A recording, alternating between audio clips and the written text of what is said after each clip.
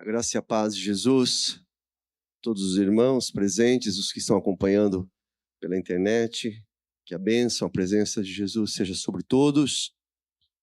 Nós estamos aqui, culto ao Senhor, muito bom ver aqui os irmãos, estamos firmes e fortes aí caminhando, né? Mais uma semana debaixo da bênção do nosso Deus. Quero, antes de entrar aqui no nosso estudo, eu quero lembrar os irmãos que no próximo sábado nós teremos a reinauguração ali da nossa congregação.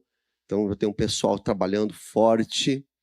Então, eu quero já chamar a igreja para que a igreja esteja em oração, para que a igreja esteja intercedendo por isso. É sempre uma batalha espiritual, meus irmãos.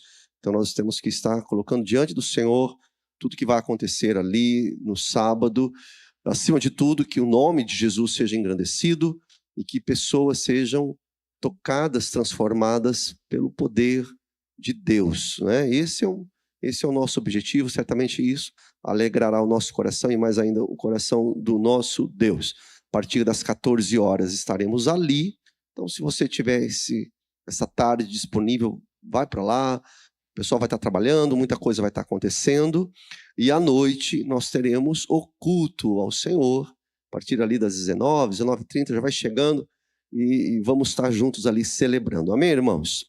Vamos abrir as nossas Bíblias. Estamos na última parte do capítulo 3 do livro do Apocalipse. E estamos findando aqui o capítulo de número 3. Abra a tua Bíblia, nós iremos do 14 até o finalzinho, verso 22, do capítulo 3 do livro do Apocalipse. Estamos aqui nas cartas do Apocalipse, cartas que o Senhor revelou ao apóstolo João. E hoje aqui a última etapa. Vamos ler a partir do verso 14. Acompanhe na tua Bíblia, vou pedir para que você fique com a tua Bíblia aberta, porque a partir dessa leitura aqui, cada referência que nós fizermos não estará aqui na projeção, para que você acompanhe aí na tua Bíblia, tá bom, meus irmãos?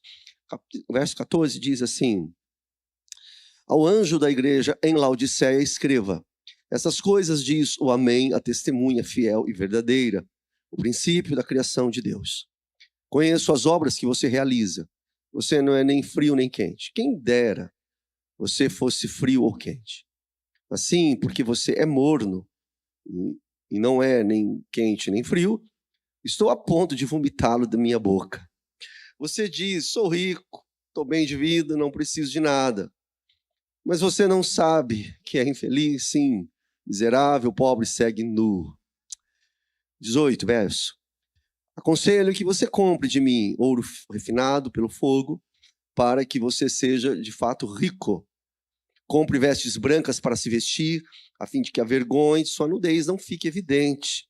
Colírio para ungir os olhos, a fim de que você possa ver. Eu repreendo e disciplino aqueles que amo. Portanto, seja zeloso e arrependa-se. Eis que estou à porta e bato. Se alguém ouvir a minha voz e abrir a porta, entrarei em sua casa e cearei com ele, ele comigo. Ao vencedor, darei o direito de sentar-se comigo no meu trono, assim como também eu venci e me sentei com o meu Pai no seu trono.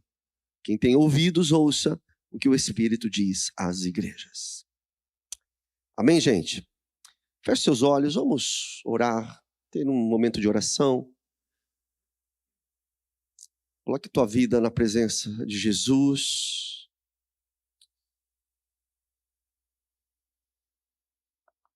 Talvez você entrou aqui um pouco preocupado com alguma situação, abalado com alguma notícia, ou quem sabe desanimado.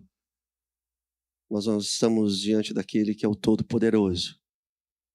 E a graça do Senhor, ela nos sustenta, nos ampara, nos anima, nos conforta, nos fortalece. Clame agora por Jesus, toda a igreja orando. Apresente-se diante do Altíssimo. Peça perdão pelos seus pecados.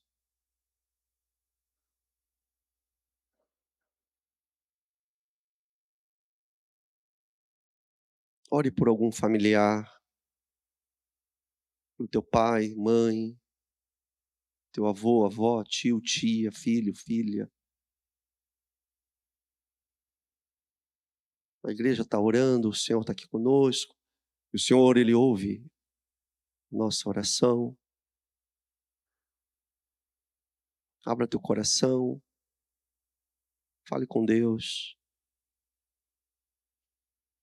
Interceda pela igreja.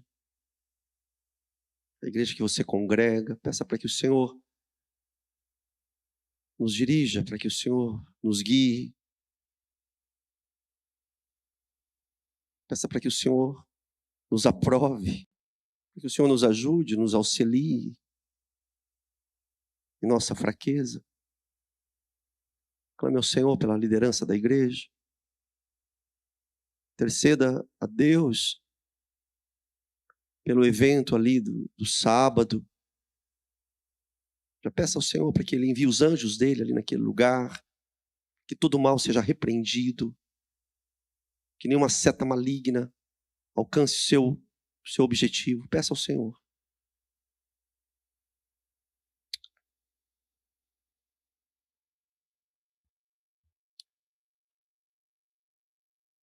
Bendito Deus, Pai querido. Como é bom, Senhor, estarmos aqui na Tua casa. Muitas vezes, Deus, depois de um dia cansativo, talvez nosso corpo fique até desanimado de vir. Mas quando nós chegamos aqui, como é bom, Deus, estar nessa atmosfera, nesse ambiente de louvor, o Teu Espírito aqui conosco, e nós vamos sendo fortalecidos, reanimados pelo Teu poder aqui conosco, Pai. Como é bom estar aqui, Jesus. Ouve, Senhor, agora, ó Deus eterno, Deus de misericórdia, a oração do Teu povo, a oração dos Teus filhos. Cada um, Deus, colocou diante do Senhor, diante do Teu trono, Senhor, a sua necessidade, a sua preocupação. O Senhor conhece de perto, o Senhor conhece tudo. E não há nada que o Senhor não possa intervir, o Senhor é Deus poderoso, Pai. Então, o Senhor, com graça, com bondade, com amor, Pai, intervenha na vida dos Teus filhos, ouça, atenda e responda, Deus, a oração dos Teus filhinhos aqui em nome de Jesus. Em nome de Jesus. Aquele que está enfermo, Deus, aquele que está doente, Tu és o médico dos médicos. O Senhor é poderoso para levantar do leito da enfermidade, Deus. Aquele que, Deus, que está orando, aquela Tua filha que está intercedendo por um familiar, que está longe, distante dos Teus caminhos, ó Deus, ouve, eterno Senhor, transforma, Jesus, coração que está distante da Tua graça. Por favor, Deus, ouve e atende, Deus, a oração de uma mãe, de um pai, que está aqui, Senhor, que está em casa, em nome de Jesus, e daremos ao Senhor toda a honra e toda a glória, Pai. Em nome de Jesus. Clamamos a Ti, Deus, em favor de cada família aqui representada. Por favor, Jesus, em nome do Senhor, Deus, que nas casas, nos lares, haja paz, um relacionamento saudável, abençoado, que nos nossos lares, Deus, a Tua lei vigore, Pai, em nossos lares, em nome de Jesus. Que tenhamos aqui na Tua igreja, Deus, homens comprometidos com a Tua palavra, Deus. Homens fortes, fiéis ao Senhor. Desperta, Pai. Mesmo os que não estão aqui, o Senhor é poderoso para os alcançar. Em nome de Jesus. Mulheres sábias, mulheres virtuosas, mulheres cheias da sabedoria do alto. Abençoe as nossas famílias, Pai, em nome de Jesus. E clamamos a Ti também, Pai, pela nossa igreja, por tantas atividades, Deus, tanta coisa que acontece aqui na nossa igreja, Pai, e precisamos da Tua presença, da Tua direção. Em nome de Jesus, em especial, clamamos a Ti, Pai, pela reinauguração ali daquela congregação. O Senhor conhece o nosso coração, Deus. Deus, o nosso desejo é que vidas sejam alcançadas. pessoas, Deus, conheçam o evangelho da salvação. Por favor, Deus, crie um método adequado, as estratégias que pertencem ao Senhor. Revele, Pai, a nós, a liderança que estará trabalhando ali, em nome de Jesus. Em que pessoas realmente sejam alcançadas pelo Teu poder. Naquele dia especial de sábado, Deus, que a Tua paz seja estabelecida, ordenada naquele lugar. Repreende, Deus, toda a armadilha de Satanás em nome de Jesus. Repreenda, Pai, toda seta maligna. Deus já envia, Senhor, os Teus anjos ali naquele lugar. Que nenhum acidente, que nada de errado, que nenhum conflito, Deus, aconteça ali. Que a gente possa olhar ao final do dia e dizer, realmente até aqui nos ajudou o Senhor. Abençoe a Tua igreja, Pai. E fale conosco aqui nessa palavra, Jesus, que possamos aprender mais um pouco. E conforme nós temos dito, Deus, que esse texto sagrado seja aplicável ao nosso coração, às nossas vidas, à nossa igreja. Que não fique, Deus, um texto distante. Não, Pai. Mas que possamos extrair, Deus, dessa palavra, verdades absolutas, celestiais, para a nossa vida, para a nossa caminhada cristã, para que glorifiquemos ao Senhor em todas as coisas. No nome de Jesus, oramos. Amém. Amém, meus irmãos? Muito bem, muito bem. Chegamos aqui na última carta, que é para a igreja da onde mesmo, gente? Laodiceia. Olha, deixa eu passar aqui algumas informações, conforme nós temos feito. A cidade de Laodiceia era uma cidade rica, era uma cidade opulenta, era uma cidade próspera, onde havia muita riqueza. Já imaginou morar numa cidade assim? Cidade próspera, e tudo dá certo, né? Laodiceia, ela era assim. Já vou pedir já para que coloque para nós aí os mapas. Tá aí, olha só. Nós temos visto esse mapinha aí, né? Sempre. Chegamos na última cidade de Laodiceia. Pode mudar para a gente? Tá aí o outro mapa também que nós temos usado. Éfeso, Esmirna, Pérgamo, Tiatira, Sardes, Filadélfia e Laodiceia. João está ali na ilha de Patmos, ele recebe a visão do nosso Senhor, e o Senhor ordena para que seu servo envie as cartas, né, para essas igrejas. Está aí algumas imagens atuais, pode ir mudando. Hoje ali são ruínas. Enquanto está passando, meus irmãos, essa 7ª carta é a carta mais severa que o Senhor envia ali, de todas as outras 7. Nós comentamos a semana passada, Jesus ele não faz nenhum elogio para essa igreja. Acho que no próximo slide pode colocar para nós. Não tem nenhum elogio, né? Nós vamos ver aqui que na relação... Pode soltar para a gente a próxima já, por favor. A gente vai ver que na relação ali, a gente vai ver que temos ali elogios a Esmirna, Filadélfia, elogios e críticas a Éfeso, Pérgamo, Tiatira e Sardes. Crítica mesmo é destinado ali para aquela igreja, a igreja de Laodiceia. Na verdade, quando a gente lê a carta, nós acabamos de ler a carta, pedi para que você fique com a tua Bíblia aberta, os irmãos vão perceber que a única coisa boa que tinha ali naquela igreja, sabe o que era? Era a opinião deles mesmos para com eles. Eles tinham eles ali em alta conta, né? Eles se achavam prósperos, ricos, abençoados, mas na verdade eles estavam redondamente enganados. Eles não eram nada disso aos olhos do dono da igreja, aos olhos de Jesus Cristo. Olha só, pelos os nossos estudos aqui, que a gente está aqui debruçado sobre essa igreja, um grande problema que havia ali é que a igreja ela tinha a cara daquela sociedade. Ou seja, ao invés da igreja influenciar a cidade de Laodiceia, não era isso que estava acontecendo, sem dúvida alguma.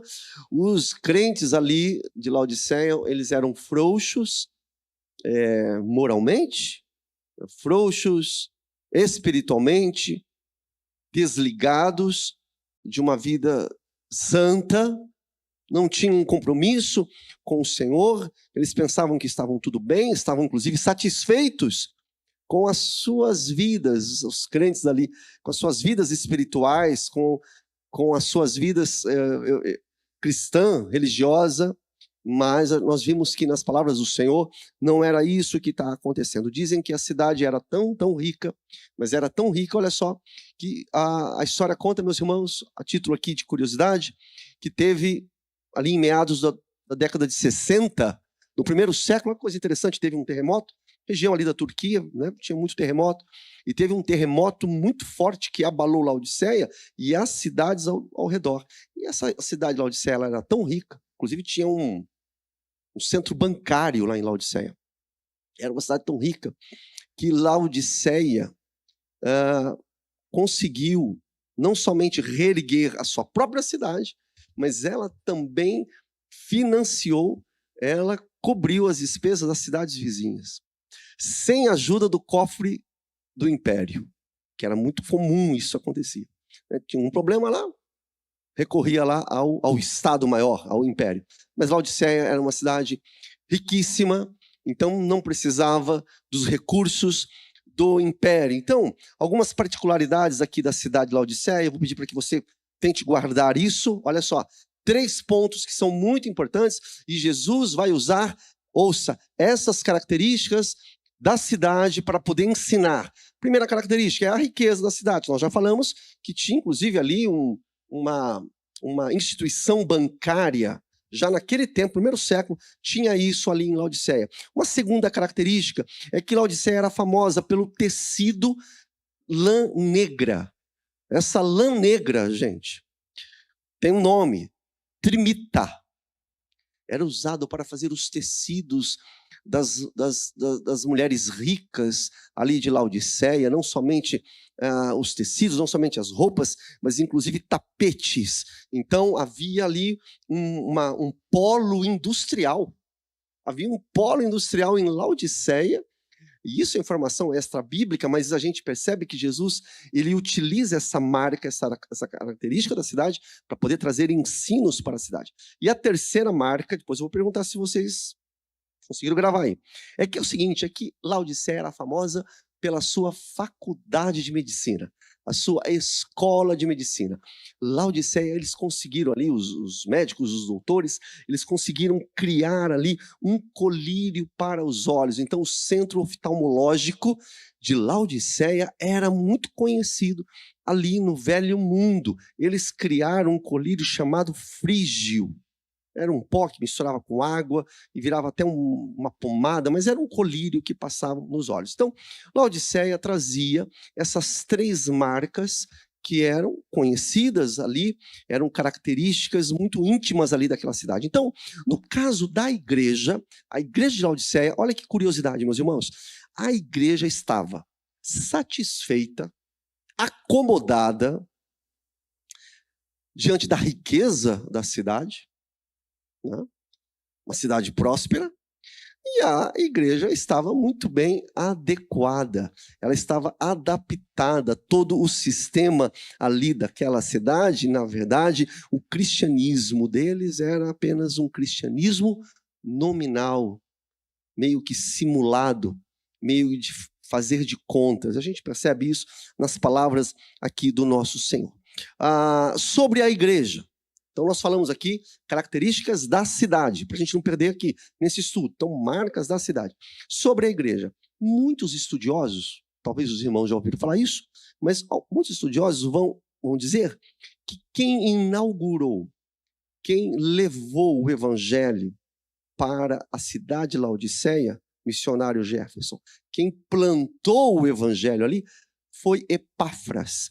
O mesmo que fundou a igreja da cidade de Colossos, os colossenses. Por que isso?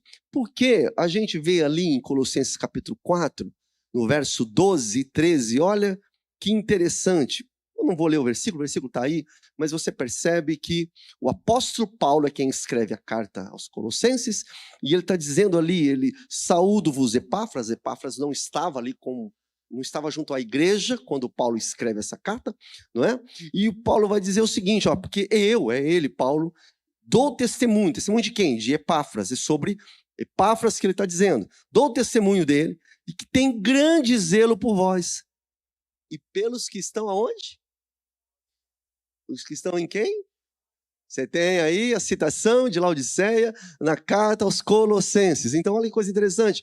Veja, baseado nisso, estudiosos, aqueles que são técnicos, que conhecem muito bem a língua e que mergulham no conhecimento da história da igreja, eles vão dizer o seguinte, olha, provavelmente, não dá para poder garantir, não é mesmo? Mas provavelmente quem plantou a igreja de Laodiceia tenha sido esse mesmo irmão que também fundou a igreja lá na cidade de Colossos. Inclusive, olha que curiosidade, tem um negócio muito legal. O apóstolo Paulo, quando ele está lá em Roma, ele envia uma das suas cartas. A gente percebe que nos escritos de Paulo, pelo menos nas narrativas dele, ele não cita que tenha ido a Laodiceia. Ele não fala isso. Mas o Paulo, ele escreveu uma carta para Laodiceia, os laodicenses. Sabia disso? E ele fala isso também na carta aos Colossenses. Coloca para nós aí, por favor, verso 16, olha só o que está dizendo aí. Você acredita nisso, meus irmãos? Ele diz assim, olha, depois que esta carta tiver sido lida entre vocês, ó, acompanhe, é a carta, para quem mesmo essa carta aí? Os Colossenses. Então ele fala, ó, depois que vocês lerem essa carta que eu estou mandando aí para vocês, façam com que essa carta que eu mandei aqui para vocês, ó Colossenses, seja lida também lá para os laodicenses.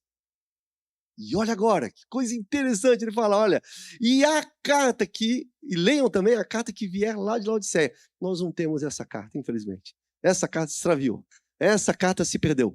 Mas o apóstolo Paulo, professora Cíntia, ele escreveu uma carta para os laodicenses.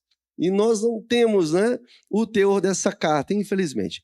Um outro detalhe aqui que nós percebemos aqui nessa carta que Jesus está mandando aqui no Apocalipse, é que é o seguinte, em comparação com as outras igrejas, Laodiceia é a 7ª igreja. Nós não vemos, nas citações que Jesus está fazendo, não há nenhum tipo de oposição romana e nem judaica. Coisa que havia acontecido nas outras igrejas. Não tem nada disso. Né? Eles não têm problema com os romanos, eles não têm problema com os pagãos. Os irmãos de Laodiceia não enfrentam dificuldades de perseguição através dos judeus. A gente não percebe nem mesmo nenhuma citação, Jesus falando que há lá dentro os falsos apóstolos, ensinando heresias. Não existe isso. Está tudo bem. Está céu de brigadeiro com a cidade, melhor dizendo, com a igreja de Laodiceia. E a gente percebe que nesse aspecto, isso vai nos fazer lembrar, dá uma olhadinha aí na tua Bíblia, capítulo 3 mesmo, no verso 4, isso faz uma comparação com Sardes. Sardes também não tinha problema com oposição, nem de judeu, nem dos pagãos, nem dos romanos. Então, nos lembra, essa igreja de Laodiceia, nos faz lembrar um pouquinho as dificuldades que havia lá em Sardes. A diferença qual é? Qual é? Qual é a diferença de Sardes e Laodiceia? Vocês que são aí profundos estudiosos. Eu estou na vantagem, né, irmãos? Porque eu estou mergulhado nisso já faz tempo. A diferença é a seguinte, é que lá em Sardes, nós passamos já por Sardes, havia um núcleo, haviam alguns irmãos que ainda eram fiéis a Jesus. Essa é a diferença. Então, eu estou dizendo o seguinte, em Sardes não havia oposição romana, não havia oposição judaica, não havia nada disso. Não tinha lá os nicolaítas, não é? Não tinha lá os heréticos, não tinha nada disso. Sardes não tinha. Laodiceia também não. Então, se a gente for poder traçar uma diferença, uma distinção entre as duas igrejas, qual que é a diferença? A diferença é a seguinte, é que lá, Sardes, ao menos havia ainda um grupo pequeno de irmãos que eram fiéis a Jesus. Infelizmente, aqui em Laodiceia, a igreja toda estava tomada, né, pela mornidão. Essa é a grande verdade que estava acontecendo aqui, eles eram indiferentes. Vamos então ao texto? Vai lá, capítulo 3, verso 14. Vamos caminhar aqui que o tempo não para. Olha só. Como sempre, a carta é destinada a quem mesmo, meus irmãos?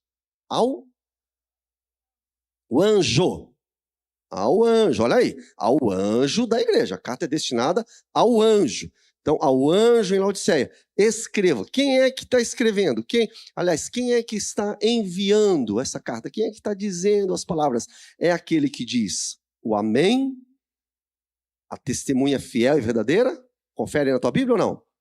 O princípio da criação de Deus. Veja que quem está mandando a mensagem possui 3 marcas muito relevantes, muito claras aqui. A gente tem que recorrer novamente ao Antigo Testamento para poder entender. Porque quando você lê aqui, olha, ao anjo da Odisseia, escreva: estas coisas diz o amém. E aí? Quem é o amém? Quem é o amém? Tem que pegar. Quem é o amém? É Deus. É Deus, né? Quem é o amém? Ó, você sabe o que nós encontramos? Encontramos o seguinte: se você dá uma olhadinha lá, já até colocou em Isaías capítulo 65, versículo 16, Deus é o Deus do amém. Olha que legal. Deus é o Deus do amém. É claro que nas nossas Bíblias, se você for procurar aí no Isaías 65, você vai encontrar, na tradução nossa, é o Deus da verdade. Mas se você dá uma olhadinha lá no original hebraico, tá lá, ó. E ele é escrito hebraico, viu, gente? Para quem não está acostumado, é de trás para frente. Você lê ao contrário. A palavra maior, o belorê, é primeiro, depois o amém. Então, belorê, amém, que é o seguinte, é pelo Deus do amém. Olha que coisa interessante. Se você olhar na tua Bíblia aí, no Isaías 65, você vai perceber que aí tá, é o Deus do amém. Mas lá no originalzão mesmo, esse amém está traduzido pela verdade. Essa verdade que está na tua Bíblia é amém. Por quê? Qual o significado de amém? Amém é justamente isso, é veracidade. Amém é verdade. O significado de amém é assim. É assim.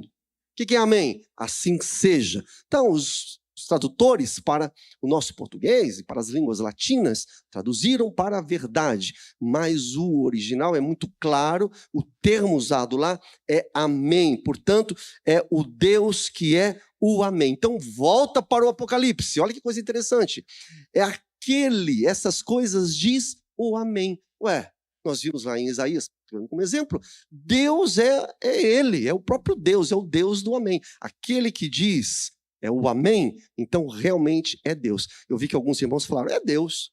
Ótimo, mas é muito legal você amarrar, né, da onde você pode afirmar que é Deus. Você tem na própria palavra do Senhor, ali, por exemplo, no profeta Isaías, confirmando que Deus é o amém. Muito bem, na frase seguinte, meus irmãos, quem é que está falando? Acompanhe de novo na tua Bíblia aí, verso 1 ainda. A testemunha fiel e verdadeira. Isso vai reforçar, novamente, é o Deus da verdade. É o Deus do amém. Uma coisa está conectada à outra. Jesus é a verdade, eu sou a verdade. Então é o Deus que é fiel, o Deus que é verdade, a testemunha fiel, é a própria verdade. E tem uma terceira marca. Também aqui quem fala é quem que é mesmo aí, gente? Aquele que é o princípio, criação de Deus. Aí tá mais fácil, né? Por exemplo, eu peguei aqui o João capítulo 1. Coloca para nós, olha lá o João capítulo 1, olha que legal.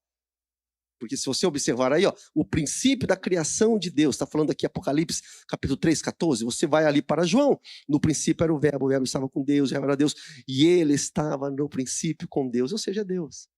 É o Senhor Jesus, é o Filho, é o Pai, é o Espírito Santo, é o próprio Deus. Deus é a origem de todas as coisas.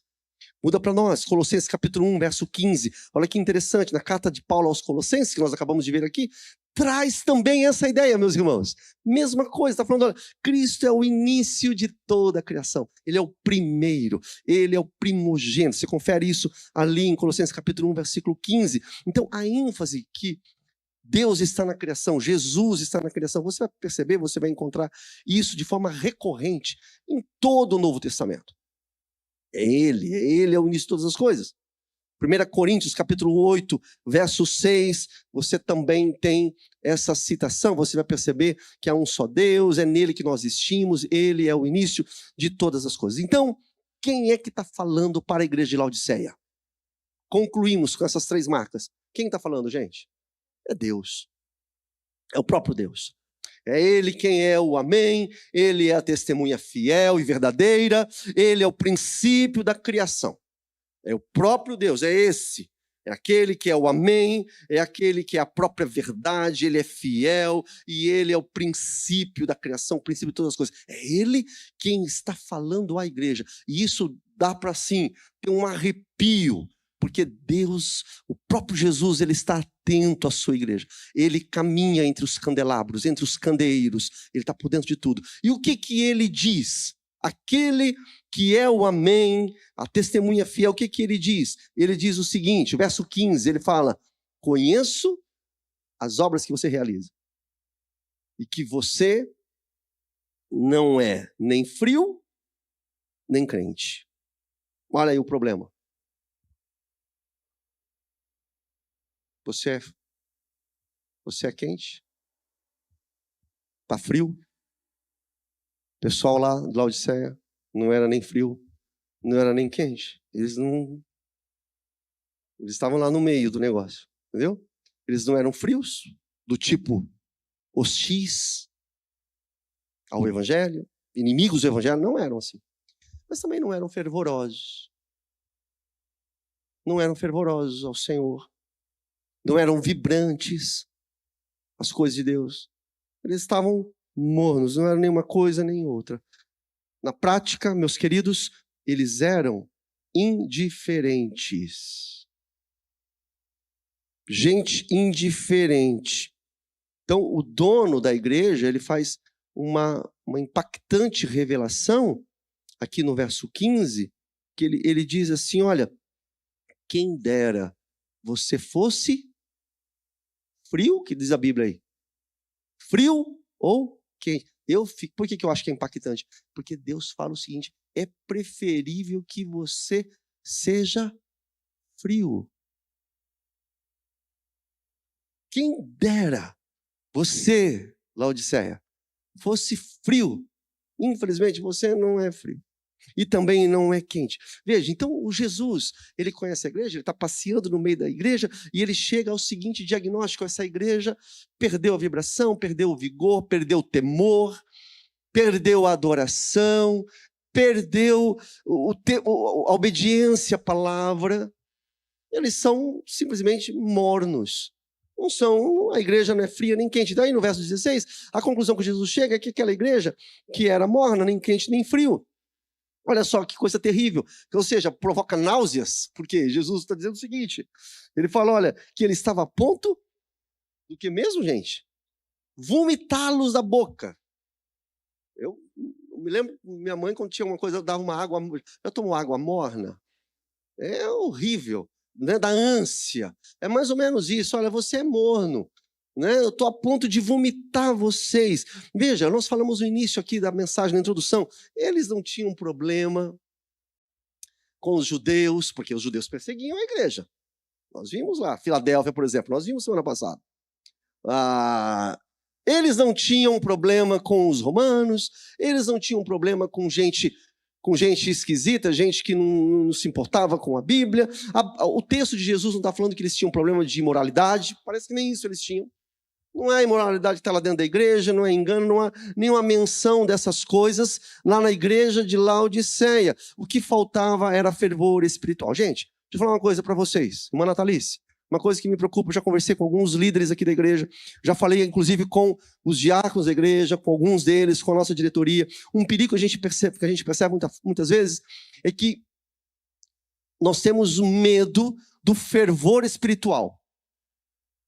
E quando muitas vezes nós fugimos desse fervor espiritual com receio da gente ser visto como gente extravagante, né? Tem isso daí.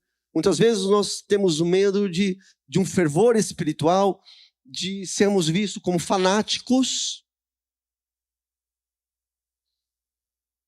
E essa é uma verdade. Muitas vezes nós, batistas até, né?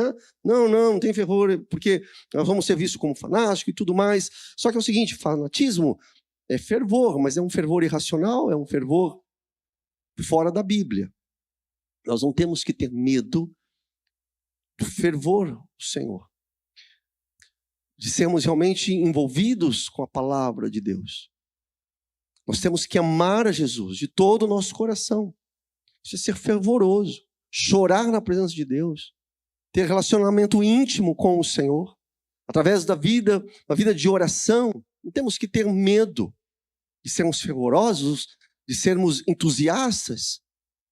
Muitas vezes o nosso cristianismo é quase que gelado, é um freezer, é muito mecânico, não temos entusiasmo algum. E eu olho aqui para o texto aqui e a gente percebe que o Senhor, e é da vontade de Deus, que a igreja seja fervorosa, que ame ao Senhor, que ame a sua palavra, que se dedique à sua obra. Isso é essencial para a vida cristã. Isso é essencial para a vida cristã. Na nossa oração aqui nessa noite, nós falamos o seguinte: nós temos que ler esse texto e não podemos ficar distantes, achando que Deus está falando apenas lá com a Laodiceia. Isso é para nós não podemos ter medo, meus irmãos. Fervor espiritual, de termos entusiasmo, isso é essencial para a nossa vida, de termos emoções. Né? Não temos um cristianismo emocional, não é disso que eu estou falando. Temos que ser bíblicos, teológicos, doutrinários, mas nós temos que ter a paixão pelo Senhor. E isso estava faltando aqui nessa igreja. Jesus, ele nos ensina que um crente morno é pior do que um incrédulo. Você parou para pensar nisso? Quem dera você fosse frio. O Senhor está dizendo isso de uma forma muito clara. O crente morno é pior do que um incrédulo freezer, congelante. Eu acho que a ideia do Senhor nessa crítica que ele faz àquela igreja é porque talvez seja mais digno um ateu convicto. O cara fala, eu sou ateu e é isso. Do que um crente morno, que só é membro de uma igreja, mas que não vibra com as coisas do Senhor. Ter uma vida de oração. Isso é muito sério, porque Jesus está falando o seguinte, gente, assim, ele está vomitando. Muito cuidado com isso. Muito cuidado. Prossigamos aqui, dá uma olhada no verso 17. Olha a crítica que Jesus faz. Ele fala o seguinte, olha, vocês, na autoanálise de vocês dizem assim, olha, eu sou rico, eu estou bem de vida, eu não preciso de nada. Aquela igreja, ela se autoproclamava como uma igreja abastada. Eles eram mornos, aquela igreja que era morna, e era morna devido à ilusão que ela alimentava sobre si. Era uma igreja iludida. Achava que era rica, né? Eu sou rica, estou muito bem, não tem problema nenhum, não preciso de nada. Olha só, na verdade, isso tudo era resultado daquele estado que se encontravam. Era uma igreja simplesmente morna, a igreja se orgulhava de ser próspera, e era próspera financeiramente, era próspera materialmente. E veja, deixa eu falar uma coisa que é importante para a gente não perder. Não há problema algum a igreja ser abastada. Não há problema algum a igreja ser uma igreja rica, materialmente, financeiramente. O problema é uma igreja ser pobre no aspecto espiritual. Uma coisa não contradiz a outra, dá para ser as duas. Uma igreja que é rica, abastada, né, financeiramente, mas uma igreja também que é rica espiritualmente, é uma igreja que vai investir na obra de Deus, por exemplo. É uma igreja que vai investir no campo missionário. É uma igreja que vai investir nas pessoas, em vidas. O problema daquela igreja lá é que ela fazia uma confusão, a igreja de Laodiceia, na sua incapacidade de distinguir entre riqueza material e riqueza espiritual. Ela se perdia, ela só dizia o seguinte, na crítica de Jesus mesmo, olha, você se diz rica, que você não tem problema algum. Então Jesus está criticando a ostentação daquela igreja, materialismo daquela igreja. Uma igreja materialista, secularizada já, em pleno primeiro século. E, gente, nós temos que entender o seguinte, isso é uma coisa que nos pega muito. Na hora que nós estávamos aqui meditando, muitas vezes é até natural, porque a riqueza ela nos atrai. E nós somos facilmente propensos a amar e depender das riquezas desse mundo. Todos nós somos assim. E aquela igreja, pelo jeito que o Senhor fala aqui, ela dependia muito, era da riqueza financeira. E é um perigo. Jesus até fala, né, que como é difícil, como é que é mesmo que Jesus diz, gente? Nessa quarta de estudo aqui, como é difícil um rico entrar no reino. Não tem problema nenhum ser rico. Eu estou querendo ficar rico, gente. Orem por mim. O problema é que a gente passa a amar a riqueza e depender da riqueza mais do que depender de Jesus e amar Jesus. Esse é o problema. E a Laodiceia aqui caiu nessa armadilha. Jesus está escanteado, está do lado, estão dependendo só da riqueza. Aqui no caso de Laodiceia, da igreja, não são poucos os comentaristas. Olha que informação importante aqui para nós, no nosso estudo. Você que está anotando, você que está acompanhando, muitos estudiosos vão dizer que provavelmente os membros daquela igreja participassem de forma ativa da High Society laodicense. Muitos membros eram da alta sociedade ali daquela cidade, Laodiceia, e foi justamente a riqueza econômica quem exerceu aquela influência mortal, para que Jesus não desse um elogio sequer. Ele elogiou as outras. Essa igreja de Laodiceia não recebe um elogio sequer. Então, meus irmãos, olha o perigo, uma igreja que está prosperando materialmente, facilmente pode cair no engano de pensar que ela é saudável, espiritualmente falando. Percebe isso? A igreja está prosperando financeiramente, fácil, porque a Laodiceia achava que estava tudo bem. E isso pode ser uma armadilha, tomando por base a sua condição financeira. Pode pensar que está tudo bem, mas não está tudo bem. O reino de Deus não é assim que funciona definitivamente. Por isso Jesus escancara aqui a infidelidade daquela igreja e como aquela igreja é infeliz. Porque ele vai dizer o seguinte, olha, acompanha aí no verso 17. Ele diz o seguinte, olha, você não sabe. Gente, olha que tristeza, veja na tua Bíblia. Como você é infeliz. Você acha que você está bem, mas tu é infeliz, miserável, pobre, segue nu. Essa era a condição espiritual daquela igreja. Era infeliz, era como um mendigo miserável, cego, nu. Não conseguia enxergar um palmo à sua frente. Cego, não enxerga, não vê nada. Estava lá como um mendigo, estava nu praticamente. Tudo bem até aqui, gente? Sim ou não? Amém, irmãos? Olha lá, hein? Importante texto do Apocalipse. O pessoal foge da igreja de Laodiceia. A gente quer saber de Laodiceia, mas olha lá o que está acontecendo aqui em Laodiceia. Vamos aprender. Veja o verso 18. Como sempre, Jesus ele traz oportunidade e graça. Aleluia. Porque, por pior que esteja a situação, o Deus que nós servimos, ele é um Deus compassivo, é um Deus cheio de misericórdia e é um Deus de graça. Você crê nisso ou não? Dá para ouvir um amém aqui nessa quarta-feira tão silenciosa? Deus, o nosso Deus, ele é compassivo, misericordioso e cheio de graça. Porque é justamente isso que a gente vê na pior igreja do Apocalipse. É da gente ficar boquiaberta, você fala, mas não é possível. Jesus vomitou. Não quer mais saber dessa igreja. Será que é isso? Não é isso. Enquanto a vida, há esperança. Jesus, ele oferece aqui uma oportunidade. Veja só, aqui nessa carta, mais uma vez, gente, agora eu quero falar para vocês sobre aquelas características, porque Jesus vai usar as 3 características daquela cidade para falar com a igreja. Quais são as mesmas 3 marcas, meus irmãos? Primeiro é que era uma igreja rica. 2, o que era mesmo? Eles produziam a lã negra, né? Um tecido fino lá. E qual que é a terceira?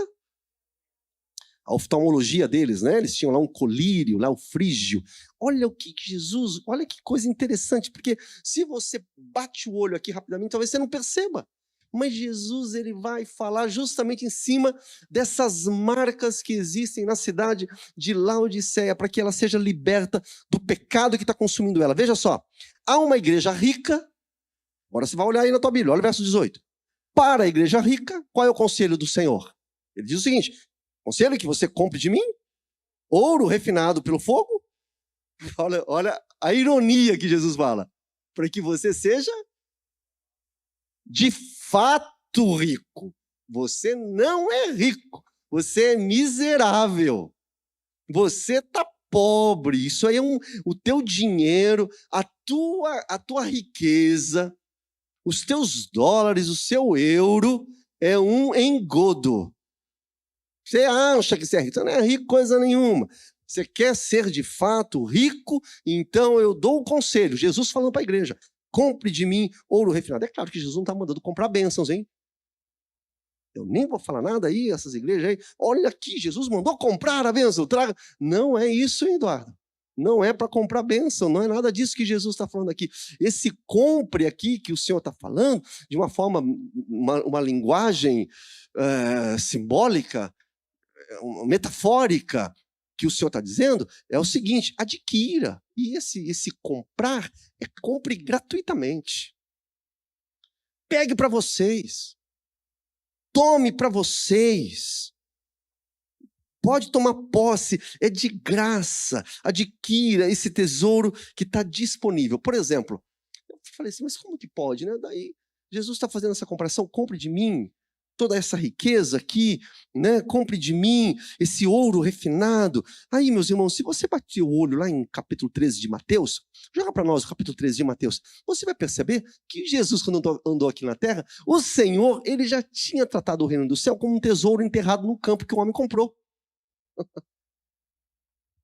É uma metáfora. Jesus usava muito essas linguagens, esses símbolos, para que a galera entendesse, para que o povo entendesse. Se você continuar lá, o verso 45, ele faz uma outra comparação. Como que é o reino dos céus? É como pérolas preciosas, né? Como esse comerciante comprou. Então, são comparações que Jesus está falando para descrever a inestimável bênção que é o reino dos céus. Jesus faz isso.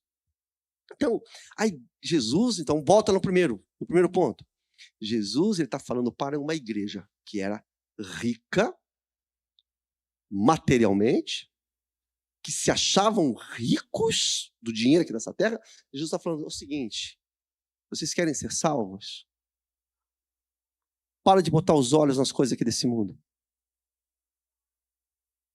Fique se gabando porque você é isso ou aquilo, ou tem. O Senhor está dizendo de uma forma muito clara: procure as verdadeiras riquezas, para que você seja rico verdadeiro. Ouro refinado pelo fogo, não perde o brilho. Minha riqueza não perde o brilho, é incorruptível, não passa nunca, para que você seja rico de fato e obtenha os tesouros incorruptíveis, eternos e celestiais do nosso Senhor. Bom, né, gente? Olha lá, o verso 18.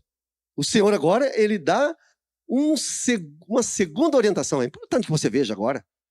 Tá vendo? Olha só, então, olha lá. Para uma igreja rica, Jesus está falando: compre ouro refinado de mim, para que você seja de fato rico. Para uma igreja que estava numa cidade, aonde era produzido lá o famoso tecido, a lã negra. Olha a exaltação do nosso Senhor. Ele diz o seguinte: o que ele diz aí, gente? Qual que é a parte B aí do versículo aí? Compre o quê? Vestes brancas para você se vestir, a fim de que a vergonha da sua nudez não fique evidente. A igreja é exortada a cobrir a sua nudez.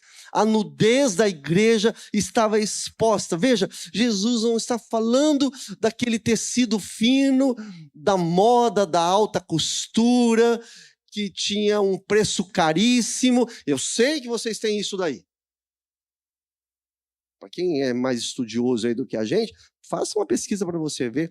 Gente do mundo todo vinha atrás dessa lã negra. Era um negócio impressionante. Entendeu? E era produzido ali, no polo industrial de Laodiceia.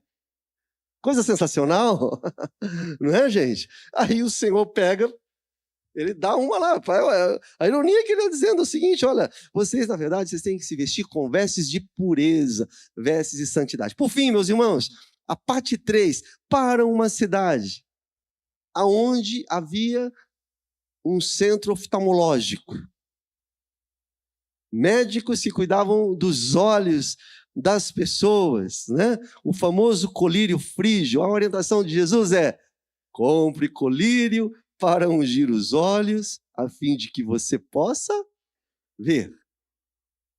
Em outras palavras, o colírio que vocês têm aí, ó, tá com nada. Vocês não estão enxergando é nada. No máximo está ajudando vocês a enxergar as coisas físicas aqui desse mundo, mas vocês não enxergam a realidade. Somente Jesus Cristo pode curar os olhos dos cegos espirituais. Os médicos aí de Laodiceia podem até ajudar vocês a enxergar um pouquinho melhor as coisas aqui dessa terra, mas cura de verdade é aquilo que eu posso dar. É o Senhor que pode dar o colírio que vai nos curar. Então perceba, meus irmãos, dá uma olhadinha agora entre o verso 17 e o verso 18. Perceba aí o contraste. Dá uma olhadinha, é importante que você veja. Olha só, Jesus está falando, olha, você está dizendo que você é rico. Aí o Senhor fala, não, compre de mim. Né? Você é pobre, você não é rico. Veja só, você é cego. Tem colírio na cidade, você é cego. Compre colírio de mim. Veja o contraste que Jesus está falando. Olha o verso 17, você está nu. Jesus está falando no verso 18, compre vestes de mim, vestes brancas de mim. Então perceba o contraste. O Senhor vai acusando, vai mostrando aquela, né, a autoavaliação, a autoestima que eles têm. Jesus fala, não. Compre, adquira de mim o meu colírio, as vestes, a minha riqueza. É isso realmente que pode dar o discernimento e abençoar a vida de vocês. Amém, gente? E aí, tudo bem? Verso 19, para a gente caminhar, olha lá. Aí, meus irmãos, é tocante, porque uma igreja mundana, uma igreja morna, uma igreja indiferente, mesmo assim, Jesus revela o seu amor. Isso serve para você, meu querido. Para você, meu irmão, que está aí em casa, para você que está aqui presente, porque é lindo de ver, é tocante de ver, mesmo com toda essa parafernália, com todo esse pecado sendo multiplicado. Olha o que Jesus diz no verso 19. Ele fala, eu repreendo e disciplino aquele que eu amo. Seja zeloso, arrependa-se. Dá tempo ainda. Jesus não desiste da sua igreja, apesar do desgosto que ela causa. Apesar da tristeza que ela dá, Jesus, ele não desiste. Ele está falando, olha, eu estou repreendendo vocês, porque eu os amo. O Senhor repreende aquele que ama, aquele que ele ama, percebe? Então as palavras ásperas, duras que Jesus falou, eu estou a ponto de vomitar vocês, não era o fim. Não era o fim ainda, não era assim para terminar, exterminar, mas Jesus diz que ele os ama, não significa que Jesus amava até mais as outras igrejas, não é isso, mas há uma chance dele. Então a atitude de Jesus não é uma atitude punitiva ou de exterminar com eles, muito pelo contrário, mas é para corrigi-los, para reorientá-los. Hebreus capítulo 12, verso 6 diz que o Senhor corrige aquele que ele ama, ser pois zeloso. Então, apesar da ameaça que Jesus fala, eu estou a ponto de vomitá-los, mas ainda havia esperança. Glória a Deus, ainda não é tarde, apesar da indiferença, dava tempo, tem uma oportunidade de graça, oportunidade de perdão, oportunidade de arrependimento. Ainda dá tempo, mesmo uma igreja tão indiferente com as coisas do Senhor. Verso 20, meus irmãos, olha o alerta do Senhor. Jesus diz assim, olha, eis que eu estou à porta e bato. Se alguém ouvir a minha voz e abrir a porta, o que vai acontecer, gente? Entrarei em sua casa, o que vai acontecer? Cearei com ele e ele comigo. Veja só, põe para mim o próximo slide aí. Olha só, gente. Esse bater na porta é sempre um conceito escatológico. Então eu peguei aqui, e você vai encontrar mais, alguns textos no Novo Testamento do Senhor batendo na porta. Tá bom? Então, eu estou à porta e bato. Ou seja, está em tempo. O que mais? O cear. Vai cear. Estar à mesa. Né? O banquete também tem um sentido escatológico, tem um conceito escatológico, você vai ver, muitas vezes, como símbolo de comunhão no reino de Deus, alguns textos que nós vemos ali no Novo Testamento. Então, veja só, meus irmãos, no caso aqui, mesmo aquela igreja estando naquele estado deplorável, naquele estado triste, naquele estado de dormência, onde se encontrava, mas Cristo estava lá, ó, batendo na porta. Olha, eu quero entrar. Arrependei-vos. Dê meia volta. Pare de serem teimosos. Sejam fervorosos. Uma vida de oração, de leitura da palavra de Deus. O Senhor, Ele está batendo na porta. É uma metáfora. É uma metáfora. Eu vou fazer a pergunta para vocês. Como é que Jesus bate na porta? Jesus bate na porta o seguinte, sabe como? Através da palavra, da mensagem. Sabe como que ele bate na porta? Da Bíblia. Sabe como Jesus bate na porta? Através do hino. Através de um aconselhamento. É assim, ele bate na porta. Através de um acidente. De uma enfermidade. De uma circunstância. Aquele que ama, ele corrige. Ele corrige. Mas ele está batendo na porta antes. Ele está avisando. Ele está despertando. Ele está alertando. A igreja é dele. Ainda dá tempo. Isso é muito importante, meus irmãos.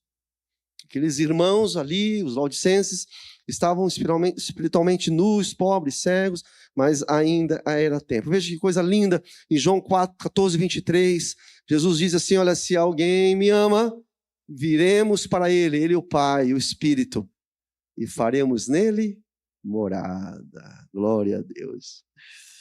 Amém, gente? Amém, glória a Deus. Por fim, verso 21 e verso 22. Ao vencedor. Temos vencedores aqui nessa noite?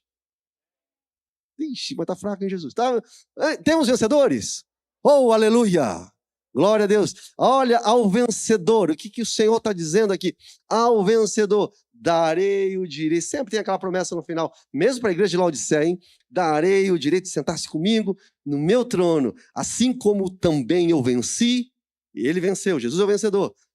E me sentei com meu Pai no seu trono. Quem tem ouvidos, ouça o que o Espírito diz à igreja. Jesus promete ao vencedor que vai se sentar no trono dele, junto dele, né?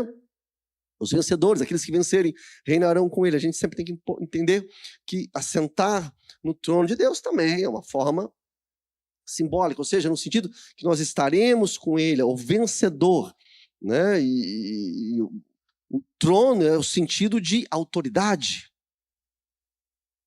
Que chegou lá, aquele que conquistou, são os vencedores. Então Jesus fala, assim como ele venceu, como Jesus venceu, a igreja, os vencedores participarão do reino. Veja só, queridos, vou falar uma coisa para vocês. Eu sempre falo isso e a gente sabe disso. Não há promessa maior para você, meu amigo, do que essa.